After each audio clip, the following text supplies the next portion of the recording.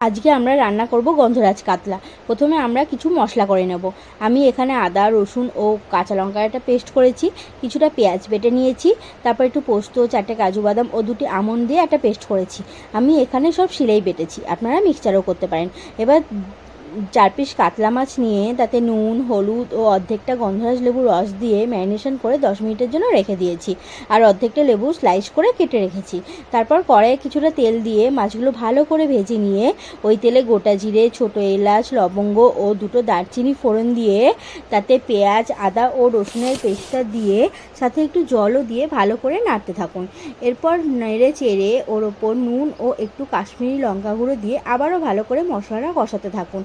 মশলা থেকে কাঁচা গন্ধ গেলে বা মশলা থেকে তেল ছেড়ে এলে তাতে আগে থেকে বেটে রাখা পোস্ত ও কাজু বাদামের পেস্টটা দিয়ে দিন। দিয়ে সেটা হালকা হাতে নাড়তে থাকুন। তখন অবশ্যই গ্যাসটা সিম করে রাখবেন।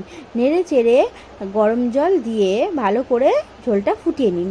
ঝোল ফুটে এলে তাতে আগে থেকে ভেজে রাখা মাছগুলো ও আগে থেকে কেটে রাখা স্লাইস করা গন্ধরাজ লেবুর টুকরোগুলো দিয়ে 10 মিনিট ভালো করে ফুটিয়ে নিন।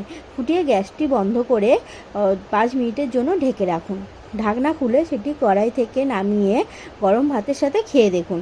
খেতে খুব একটা মন্দ লাগবে না। আর রেসিপিটি কেমন হলো আপনারা